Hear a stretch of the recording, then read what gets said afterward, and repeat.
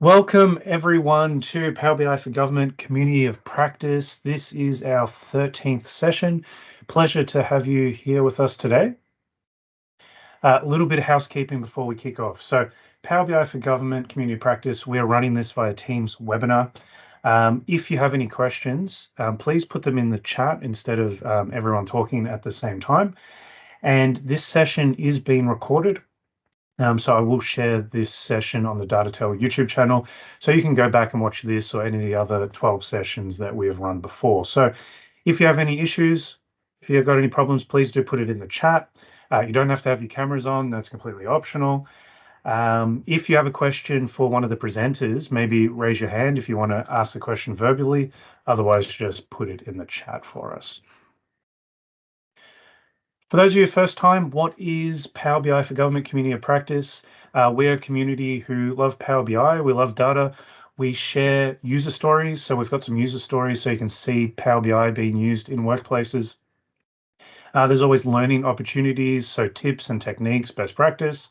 And as you know, Power BI keeps updating every month. So what's new in Power BI? What is happening? I want to keep you up to date with all of those things. For our session today, we have Vishali, Nathan, and Ashley Ann from Queensland Health. They are going to be presenting, just got to keep adding people in the lobby. They will be presenting on enhancing data dynamics and efficiency. So quite an interesting presentation in terms of Power Apps and how you can leverage Power Apps within your Power BI report. And then we've got Jason. Jason's going to be talking about cost activity value modeling. There's a lot of tips and tricks and techniques. He's a bit of an expert, and he's going to share all of those in his presentation. And first, I'll kick off with kind of what's new in Power BI. So for those who haven't met, my name is Warren Dean, founder at DataTale. DataTale is a company that does Power BI training, report development, best practice rollout. If you need support in the world of Power BI with the government niche, please do yell out. Somebody's calling me on the phone, but that's all right. And actually, we do have a session on the 6th of June. So I do have 3 slots open on the 6th of June. So if you're interested in the Power BI Training for Government course, this has been attended by over 750 people. So it's a 1-day end-to-end Power BI on government data. Just reach out to me. I do have 3 slots available if you're keen for the 6th of June. I do have a free book for this session. So we have Data Cleaning with Power BI. So if you're interested in a free book sponsored by Packet, I'm going to grab the link and then I'm going to drop it in the chat. And feel free to register for that. Just need your full name. Put in the chat for you. If you'd like a copy of this book, I will mail it out to you. For one lucky winner. So there's a couple of links there, I've put them in there, but the first one, book giveaway. So if you'd like to win a copy of Data Cleaning with Power BI, quite a good book. I had a look through it. It's all about, Power Query and being able to leverage Power Query to its full extent. So if you're interested in winning that copy, just drop your full name in the form and I'll draw that at the end of this session. Next quarter, 29th of August, 2024, we have Damien. Damien is going to be presenting on exploring creeks and critters in Power BI. So if you like DNA, platypuses, Power BI, that's what his presentation is all about. It's quite interesting if you want to see what he's been doing over there. He'll be joining us in the next session. So at the end of this session, I'll send everyone an email, which will give you a link to the video, and you can sign up for the August session. I do have a spot available. So if anyone would like to share what they're doing in the world of Power BI, love to see what you're up to, love to learn from what you've done, just reach out. We do have 1 slot available for the August session. All right, before I jump into my session, I just want to talk about an expression of interest. So you might see Matt on the screen. Matt's from GData and myself. We've kind of come up with this concept that we're calling RAAS. Let's get all the acronyms right. RAASS, reporting as a shared service. So for some of you who've been to one of these meetups before, you know that I'm very passionate about how do we as a community collaborate? And it's been quite difficult We have tried a few things that haven't really worked out.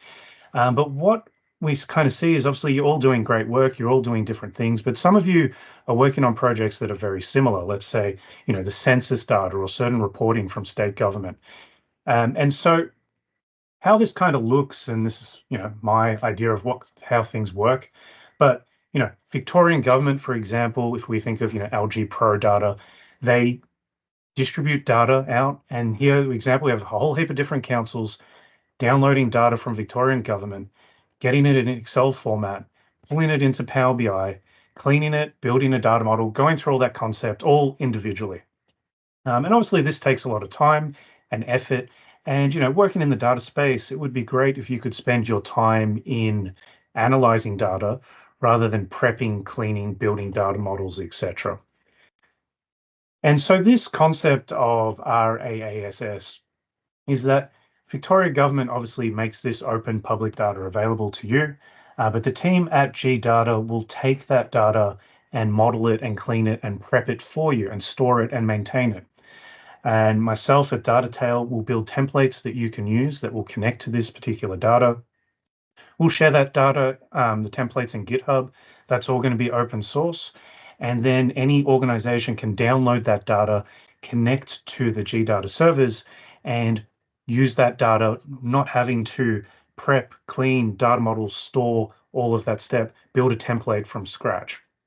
And then the fantastic thing about that is if, say, someone from a council builds an additional page, they can put the page back into the GitHub, and then the whole community can share it. Now, obviously, there's some costs in terms of time, maintenance, storing the data, and being able to download the data. But what we want to talk about is just an expression of interest if people are interested in this as a concept. So let me give a quick demo of what it would look like. So I'm going to jump into, this is a Power BI template. So you would be able to download this from GitHub. It's kind of built on the census data. So having a look at by year ERP date, you can have a look at different areas. I can jump into Dandenong, and this is all pre-built to you, and it's all pre-connected to clean census data.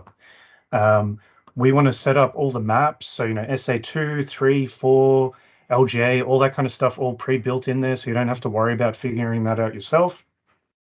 And then, if I want to have a look at Ballarat, and there's a question in the census, Ballarat. And, I want to look at births for 22, 23.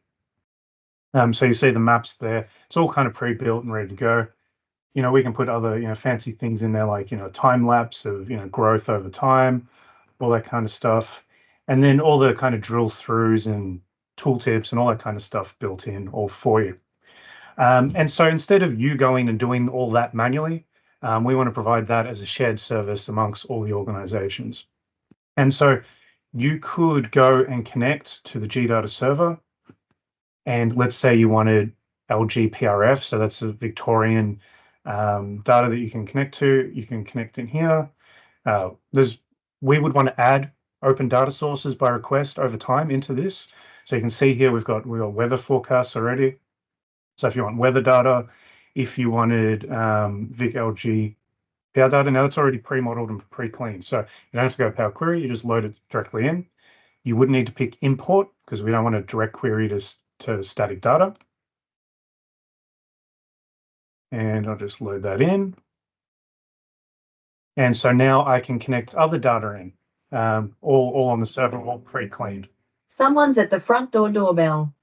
And so here's some LG PRF data. It's all kind of in here, and I can have a look at different areas, and that's all kind of built. And so as you built this out, you'd have access to the GitHub. You can add additional page, an additional map, push it back to the GitHub, and everyone else can share it. So this is a little bit of a concept that Matt and I have come up with.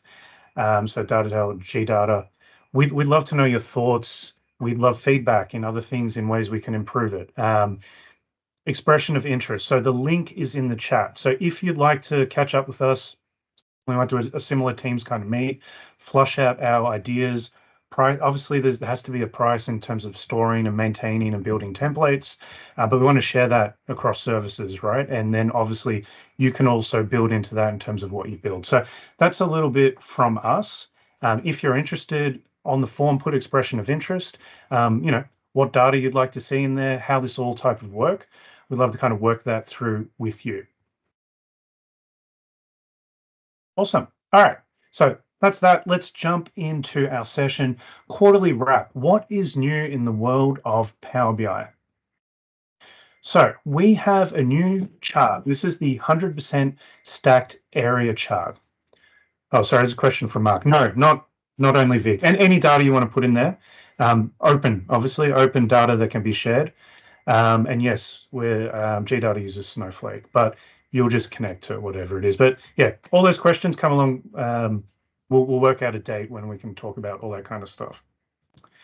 100% stacked area chart. Now, this is a new chart in Power BI. Am I recommending that this is a chart that you should be using? Not really, but it is a new chart that is available to you. So you will see it in Power BI. I think it was last month's version. 100% stacked. So if you want to have a look at different data by different segments, you can drop it out like that.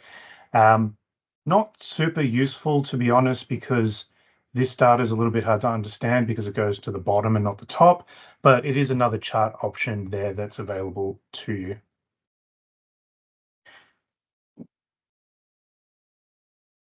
We have a lot of line enhancements. Some came out last month, some are going to come out this month. But this is good because there's a lot of different things we can do with lines. So for example, this particular chart, not super useful by itself, but now that we have the ability to turn lines on and off in their colors, we can jump in here and go into line section. And if we have a look at what's that, USA is the pink, I could maybe turn the color off. And so now maybe I can go and in later version, in this month's version, remove the lines as well, or I could make them white. And now I'm getting just Germany compared to them all. So a lot of line settings, if I show a chart, some of them are coming out this month, some already have in terms of hiding lines, dash patterns. You'll see there on the left how we make the dash look. Be careful with that because if you do dotted lines, that's usually for forecasting or data that isn't consistent. So just be careful using dotted lines. And also auto scaling. So some of those features are coming out this month, some already came out last month. Mobile layout auto create. Might seem a little bit boring. This is actually my favorite one that came out last month. If I jump back into my report, for those of you who generally, if people don't use Power BI on their app, they're never going to ever see this, but people can log into Power BI on their mobile phone and have a look in the app. To do that, though, you would have to go into the mobile layout view down the bottom here and set that up, which is a little bit time consuming. But if I click on here now, it says auto create mobile layout. And if I click this green button, it just does it for me. Now, obviously I can move them around, set it out, but it has a look and it has put the title at the top and the other chart there for me. So now I can just kind of move through them all and just go auto create mobile layout. And I can set it up like this and edit it. So that's a nice feature where it'll take all the elements on the page and just put them in an order that it thinks works. Now, if you don't set this up and people go on their mobile phone to look at your Power BI report, it'll stick as landscape. But if you set this up, they can look at it in portrait mode. Data bars in Matrix. So another setting we have is data bars in Matrix. So if I jump out of mobile and head to data bars. So if you haven't used data bars before, you can see here I've got a table and I do have data bars on the values.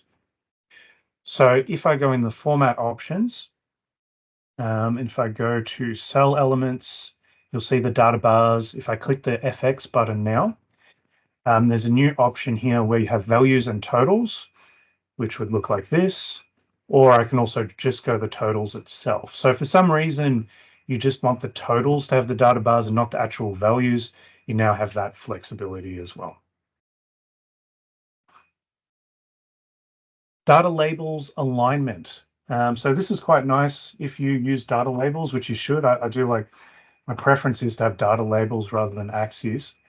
You can see here on my data labels, I have the labels.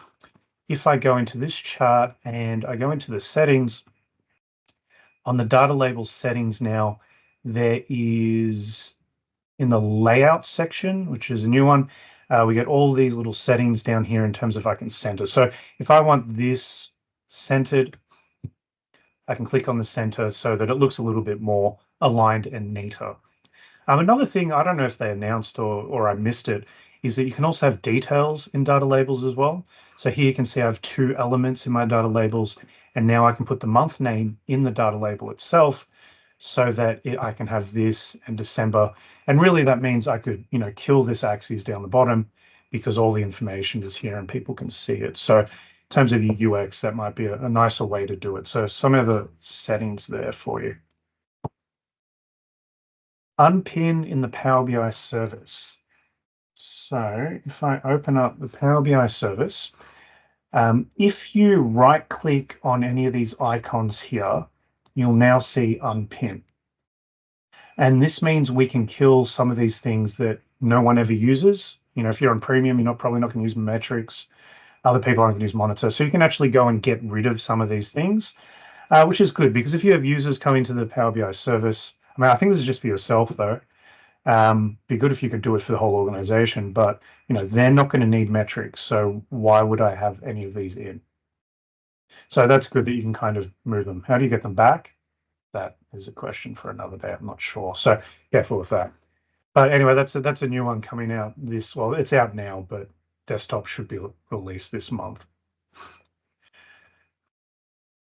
Last one, I can't demo this one for you, but I did see this one being released as a new matrix layout. So if ever you've tried to replicate an Excel matrix in Power BI, it's absolutely possible. Excel matrices, fantastic. Power BI matrix, very limited. The settings are very confusing.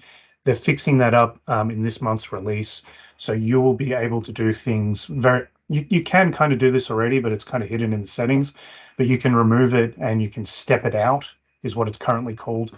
Those settings become more natural and easier to see. And you can, if you do want them all listed like this, you can have all these kind of options. So pretty much all the matrix settings you see in Excel, you will be able to do in Power BI. So unfortunately, this month's release isn't out yet, so I couldn't demo that for you, but it is coming, hopefully this week. All right, that's enough from me. I'm going to hand over to Vishali, Nathan, and Ashley Ann. You go, Nathan. Awesome, thanks for that. Okay, well, good morning, everyone. My name's Nathan Bristow, and I'm the Principal Business Analyst in the Business Analytics and Reporting team within the Supply Chain branch at Queensland Health. Presenting with me today are the Senior Data Analysts, Vaishali Alligason and Ashley Ann Lai. And our team provides customer-focused business intelligence products and reports, helping services across Queensland Health sort of make evidence-based and data-driven decisions, supply chain decisions. So we support the delivery of a resilient and reliable supply chain service. Our major clients are Queensland Health distribution centres, hospital and health services, and other shared services. Today, we will demonstrate how we have seamlessly embedded a Power App into a Power BI report that enables dynamic data transfer from Power BI to Power Apps. So this integration maximizes the functionality of both platforms, allowing users to comment on outliers in datasets presented in Power BI Live and on the fly using Power Apps. Also on the agenda today, we'll cover our journey from challenges to solutions, how we developed our solution, a demonstration of its functionality, and the benefits it provides to the business. So a little bit of background. Since early 2022, our team has developed numerous Power BI reports and standalone Power Apps for various services in Queensland Health. By mid-2023, we observed an increasing trend in requests from our clients for a commentary feature in Power Apps. So initially, we were pretty new to Power Apps, and we had developed these commentary features as standalone products that we later embedded into Power BI. However, the two platforms didn't quite communicate effectively, requiring manual replication of filters in both Power BI and Power Apps to ensure that consistency in the displayed data set. moving forward by early 2024, our expertise in Power Apps and Power BI have significantly improved. And in February 2024, we began developing an inventory management Power BI report to track various supply chain issues in our distribution warehouses. So this project provided us the opportunity to explore and enhance the integration between Power Apps and Power BI. So I'll now hand you over to my colleague Vaishali, who'll talk to you about the proposed solution that led to us discovering out how to configure Power Apps to dynamically talk to Power BI. Thank you, Nathan. Hello all, I'm Vaishali Alagason, and I am the lead senior data analyst for the inventory management project. The overall goal for this inventory management Power BI report was to pinpoint various misalignments with the Queensland Health warehouses and in the provided data set, which can then be addressed by the users. There was a need for the users to add commentary against the reported data for each tab of the Power BI dashboard to enable monitoring and resolving these misalignments or the outliers. From a backend perspective, having numerous standalone Power BI or Power Apps for a Power BI report solution was not advisable due to the challenges it poses for maintenance post go live. Any modifications or maintenance to the original data set could potentially lead to breakdowns in several connected Power Apps, making it an impractical solution in the long run. So to enhance this user experience and to prevent users to navigate through multiple pages, we wanted to ensure all the data related to the Power BI visual was pre-populated on the Power App for commentary on the same page.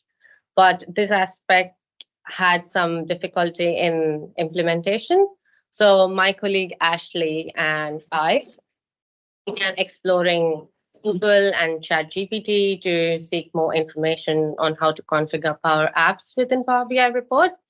And we eventually found a helpful YouTube video where the step-by-step guide on how to set up the Power App page that marries to the connected Power BI page, and where it displayed the selected record where the users can add commentary. After many trials and error, Ashley and I were able to duplicate this configuration in our Queensland Health network. Now I'll hand over to my colleague Ashley, who will take you through the technical elements of how we actually accomplish this. Thanks, Vaishali. Hello, everybody. I'm Ashley and I mainly worked on developing the Power App side of the inventory management solution. I worked to bring to life the video they shared with me within the confines of her inventory management Power BI report and adjoining Power App solution. I'm already sharing my screen, so let me just get out of that and go through the report. So hopefully you can all see that. It's a little bit small on my screen, but I hope it's better for you guys. So before I jump into how to actually use the app, I might just take you through what you're seeing in front of you. So at the bottom here, we've got something called the medication transaction log. Actually, before I go ahead, I did mean to say as well that due to the nature of data in the inventory management solution, we weren't actually able to show you that particular solution because it just contains some data that we can't show to public. So what we have done is we have reconstructed that in a tailored sort of special scenario, case scenario, and hopefully that's okay. So sorry, here we go again. Down by here, we've got the medication transaction log. Over here, it has daily transaction data from 4 warehouses for a small set of medications from July 2021 to April 2024. Up by the top here, we've got a line graph, which is basically a visual depiction of what you see in the visual down by here. At the very top, we've got a reporting year slicer visual, which allows you to filter the data based on a year range, a specific year range, if you're interested in that. At the bottom bottom left-hand side here, you'll see warehouse code and medication code. So these are just 2 slices that let you further drill into the data to see, I guess, transactions for a particular warehouse, or in this case, transactions for a particular medication in that warehouse. Let me just reset everything back to the way it was. Now, now let's go through how one would in fact use this solution. So the example we've gone with is, let's just say you're the chief medical officer and you're suddenly interested in the daily transactions of medications for the state. You are somehow aware of this solution and you start to view it. You decide to take a closer look at 2022, which I've selected up here. And immediately you can see that there are a number of outliers, in particular, this one over here, which is the 27th of September, 2022. You can immediately see the highest transaction here is for a medication called codeine phosphate and guaifenesin for warehouse 1002. So for reference, that drug, there is a type of medication that is used for reducing coughing and loosening mucus. And as the chief medical officer, you're probably aware of flu case spikes and things like that. So in this particular case, you'd see that and you'd go, oh, okay, I want to select that because I want to see whether I can add some commentary about that. And as you can see there, immediately the data transfers onto there. You can then type in the comments about what went wrong. So in this example, I've already pre-typed this there where there was a spike in flu cases around here. And you can hit save and it'll send that data back to SQL, which you can at a later point then load into this report as well, which we haven't at this time. But basically, you could add it at the end of this visual over here. Now that we've seen how you can use the solution, let's take a very quick step back to look at technically how this actually happens. So if I click on that and expand that, you can immediately see there's a bunch of measures that are associated with that embedded Power App. So basically anything with an _m is the measure. That's just how we prefix our measures in that team. I'll just have to quickly move to a local version because unfortunately in the published version, you can't see the code that's associated with the measure. So I'm just going to go through a couple of measures really quickly just to get seen. So the first one is active screen. So active screen basically just contains a function to return the selected value for page name. So the main purpose of this is that it tells the page what page of Power App it should load. So this was us trying to solve the problem of not having multiple Power Apps by having all the pages in a single Power App. And the second measure that I'm going to show you is warehouse code. So at the top here, again, the same thing, selected value. Sorry, this is meant to say warehouse code. So basically all that means is that when you select that record, it just passes all the data associated with that into the Power App. So that's what the rest of these measures down there is doing. So let's quickly go back into here. So from the published version itself, you can right click and edit. And I've already gone ahead and done that because it generally takes a while to load. And I didn't want us to awkwardly sit here in silence. So let me just quickly take you through the Power App and how it works. So basically in the video that Vaish found, the instructions that the person provided was to create something called a hidden screen, which is what we've got on the left here.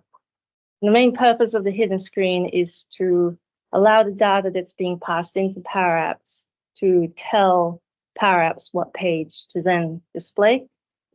So basically on the hidden screen, there's a bunch of toggles, as you can see here. So essentially, if you have more than 2 pages, you would just have a whole bunch of toggles. But in this case, we've only got 2.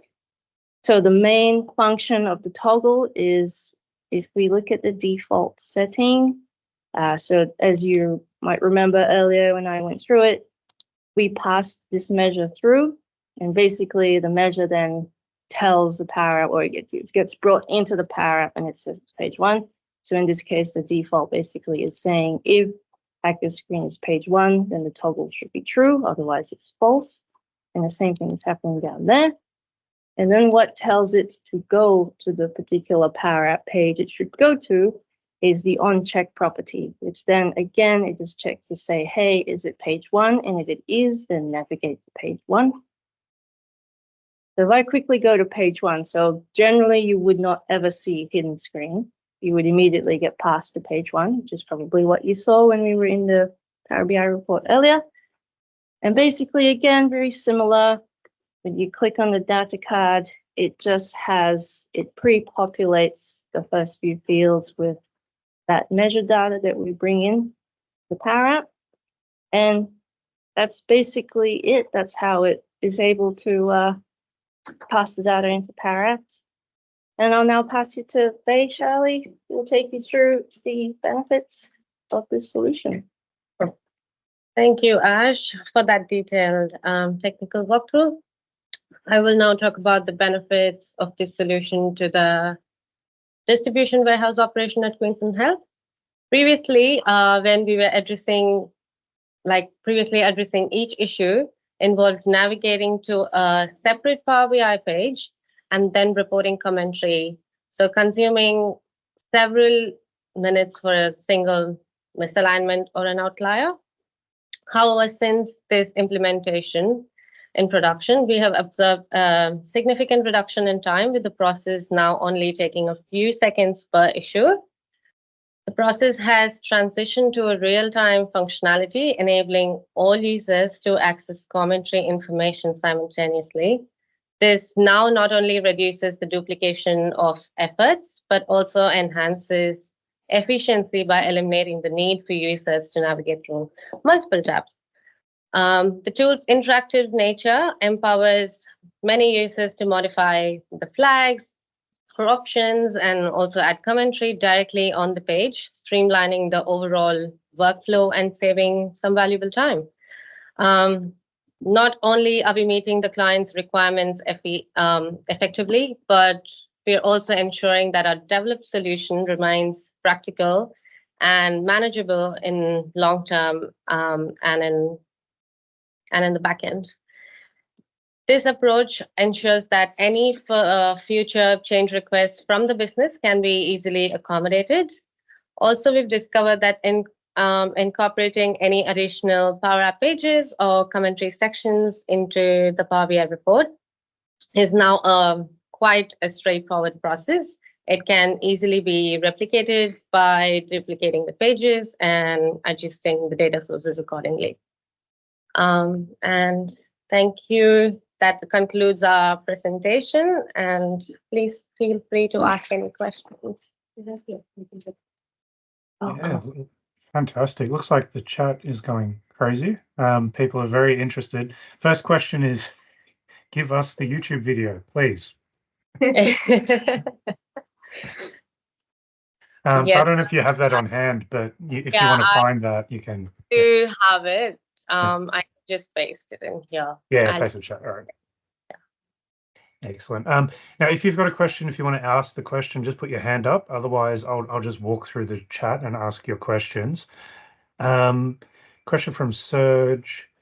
Is the save button then a patch function? No, it's a submit form, sorry. So it just submits the form that was there. Yep. Question from Dong. Do you pass data from Power App to Power BI? No, so at the moment it's only one way. So it goes from Power BI to Power App. It can go back to from Power App to Power BI. Mm-hmm. Yeah, it can, but basically, as I said, when you submit, it saves it to SQL, and then from SQL you can bring it back into Power BI. The only problem is that it won't be live because it's dependent on the data source for Power BI being refreshed. So yes, to answer your question, sort of. Excellent. Question about, is the data collected by the app stored? They're saying SharePoint lists. I suppose it's, where's the data stored is a question. It's in the SQL. SQL. Yeah. You could use Dataverse or anything like that. It's just in this particular instance, we've gone with SQL. Yep. Excellent.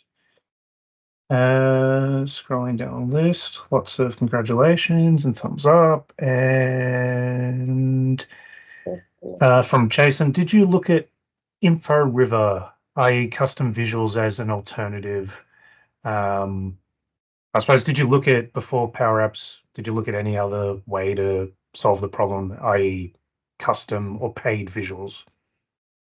No. No, we're in Queensland Health, so I think generally we're encouraged, I think it's the right word to use what's available to us. So we have used what's available to us. And also, I don't have access to like even paste the like link. Probably I can. Oh, okay. Do you want to just email it to me quickly, and then I'll drop it in the chat for everyone. Yeah. All right. One last question. Is there a means of showing this data back to the users in instances where there may be multiple issues at play? So possibly, I think that's saying is that multiple comments on the same line item. Is that possibly what that's? That is possible. In our particular scenario, no, because it uses the warehouse code, the medication code, and the reporting date as like the unique identifier. So in this case, no. But I mean, anything's possible. It's just a matter of how you structure it in the back. You could add the user ID and the date timestamp as a unique code. Yeah. Yeah. I tried to do that with having the carousel go through the latest comment and then have the comments. So you just had a little back and forth on the same form. So it wasn't much extra to add in. Excellent. Well, fantastic. Thank you. That was a really good presentation. Great to see the work you've done. It looks so clean and seamless. You don't even realize that it's it's not Power BI in there as well. So it looks great. Thank you. Sorry. Also, before moving forward with the next session, I have a list of people to thank today. Oh, yes, please do. Yeah.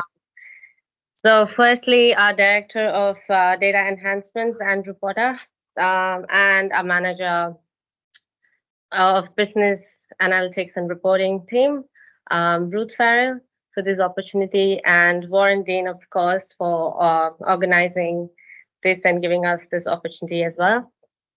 And a big thank you to all our colleagues for the support and encouragement, and of course, special thanks to Falguni today, helping us figure out certain things and having the support throughout the day. Thank you. Yeah, no, thank you. I think it's, you show it quickly in 10 minutes, but there was a lot of work that went into that to make it work like that and look like that. So no, well done, everyone. All right, thank you. Jason, I will hand over to you. Oh, actually, I've got to make you the you got to make me a presenter, mate. That's okay. Yeah. Do that. Am I coming through okay? I'm coming through the headphones, so. Yeah, no, that's fine. I can hear you. Cool. Okay, should be presenter now. Yeah.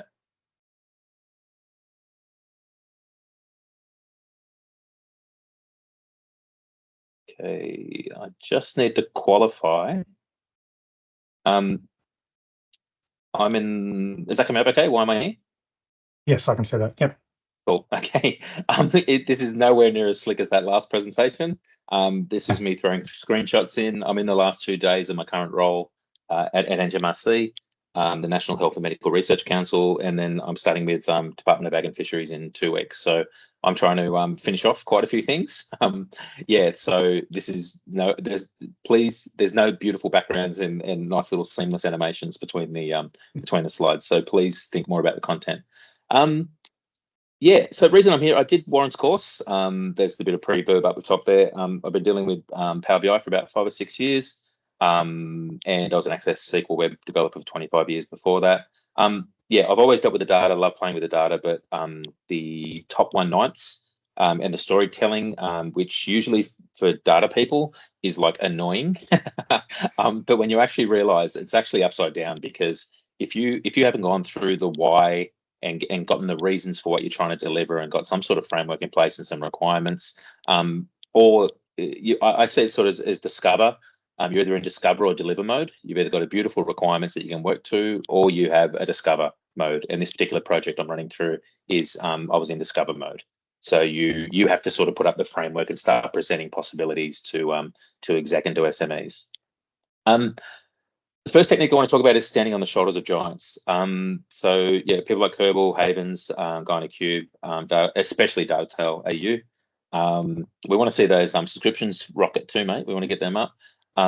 Yeah, just you spend that time on professional development, not to add entries in your resume, but to actually get some cool techniques and get some alternate offerings when you're disappointed with some of the charts and that you may have built, or when you haven't had time to go back and do a refresh. So going in and finding out different ways that different people do things, and paying for templates or downloading templates like the one that Warren showed with the GData one before. It's just fantastic. I learn by look and feel, by playing with things, breaking it, trying to get it to do my use case, and then changing it and then presenting it as my own. So other people are note takers and stuff like that, but yeah, I need to see it visually so I can work out how things are put together. So I want to talk about cost to activity value. So many dashboards that we build have you show some sort of activity and a cost, but rarely do they actually work out where the value is. So in this particular project that I was tasked with, we had a cost survey on the left-hand side there that we did for the operations side of the agency, about 97 people out of 250 headcount, which is a fairly small. I found it's a fairly small agency compared to some of the other ones. But yeah, so we basically had a cost survey, and then I wanted to see what other data could we fit with this. So what to try and get to that value point of view. So we were able to get a pay run from HR. We got some operational data from our cloud database system. I got some workings from finance in Excel, and I was able to get some performance schedules.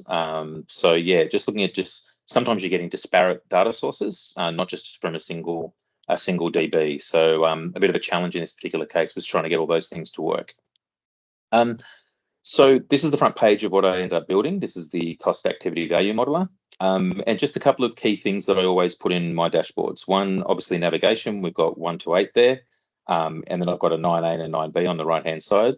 And I always put the refresh dates and the summary. So I just noticed that on the last Power App version, you had the refresh summary. Yeah, it's always important, especially when you've got multiple sources. In this particular case, we've got about 7 or 8 different sources on different refresh schedules. So always showing the refresh summaries and stuff like that. And the next most important thing is that top right. Why would you use this dashboard?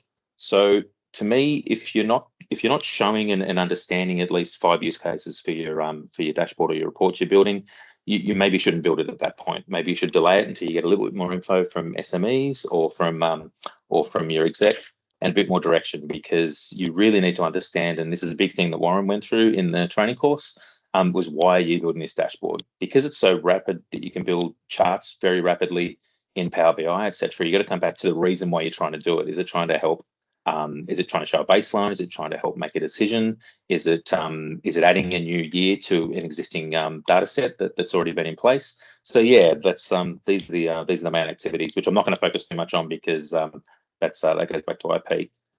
Just up the top left here, on the top right-hand side, of the screen, I always have a data catalog link. So that actually links to all the data sources within that's utilized within Power BI, because you don't want to have another person that has to have Power BI knowledge go into the M query and look at the data sources to try and work out what's going on, or have to navigate through the lineage view, which is, even though that's getting better and better and easier to navigate in your workspace, but trying to work out, what data sources we used. And this is to the ONDC standard, so it actually goes right through the data custodians, the resource types, the security classifications, etc., where you can actually access it, what the published dates are, what's the coverage timeframes, things like that. The thing that was missing from the existing ONDC standard template is the actual or the optimal dimensionality. So because this was a discovery phase, this is a discovery Power BI building, you need to understand what the dimensionality of the data is. So is it getting overwritten? So therefore you can only do a point in time version of a chart. You can't show time intelligence because it's going to overwrite when it gets a refresh. Or is it adding a new row? Or is it adding a history table that you can use, and therefore you can pick up the data intelligence? So that gives you some indications around the data modeling. If you do this process, you know who your people are that you can go to check data quality issues, things like that. Yeah, it's just a good little map, especially if I'm a contractor, so I might work on a Power BI for 3 months, and then I might be shuttled off to somewhere else, and that then sits with the team, and they have to manage that. So the big thing here, as I said, was around value. So often we're getting a few measures in place. We'll have some sort of cost measure, we'll have some sort of activity measure. And as I said, I really wanted to get down to this value. So trying to pick a key measure per page. This is the first report page within those 9 that I talked about before. And also want to get to that rating. So a lot of time, the business knowledge around that rating is to, what's good, what's poor, what's great, what's terrible, exists in other Excel formats, or it might exist in execs heads, or it might exist in different areas, or some sort of compliance or audit tool. So actually having the rating system getting brought down to here, and having it consistent across each of the reports. So when you're thinking about each of the reports you're developing, you're thinking about, right, what's my cost metric? What's my activity metric? What's my value? And then I've got, what I've done here is a little technique, which I think Warren had, where you put an empty box over the top with the hover tooltip, which you can show the actual context behind it. But then rather than having to hover over everything, you actually put that information into the help and the info screens. So this is the help overlay, which I actually discovered the week before I did Warren's course, and he talks about this. But basically using help overlays. So when you click on the help overlay per screen, you're giving some indication about people's usability, because sometimes your audience this might be the first time they're using Power BI. Other times they're power users and they know what's going on. So at least it gives you a bit of context, especially around some of the right clicking. If people don't know you can right click and drill through, or you hover over and get a tooltip and they're not quite sure where they are, these are really good instances to put in place. This is the info section, so I've had to scrub this out because it's IP. But basically, when you click the info link, I'm talking about on the left-hand side here. So I show common dimensions, data sources used, those key metrics, those that C, A, B, and R, that cost, activity, value, and rating.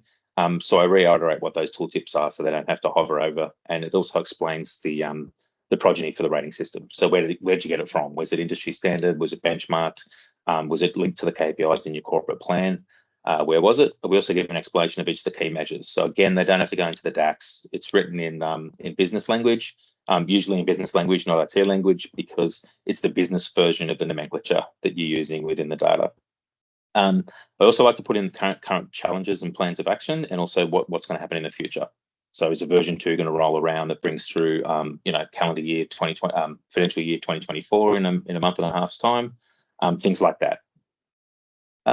This also came up in Warren, sorry about this, Warren, but I've been doing this for a while. So I think there's a guy called the Power BI God, I think, that has a whole system of templates that he uses. And I adapted some of these so that I was able to quickly bring up multi-tab versions of reports. So back in this version's got about 28 reports, 30 reports in it, and you're able to fit sort of full tab. You can fit 4 or 5 tabs with a reasonable amount of text in each of these. So having these in place and then having the buttons go transparent and non-transparent, and you can click basically between the tabs, it feels more like an application as opposed to the Power BI buttons getting turned on and off.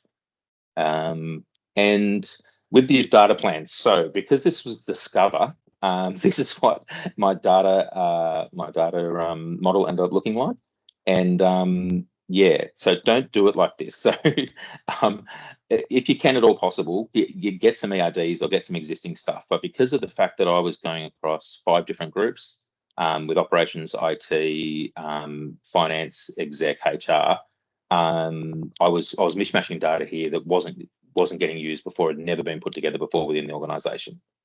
And so I ended up having to use these little fixed tables, which were translation tables that were able to use the naming systems that were within each of the data sources and have them translate between the different tables and the sources.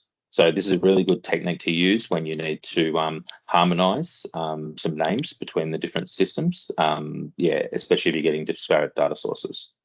Am I going for time, mate? I think you're on mute.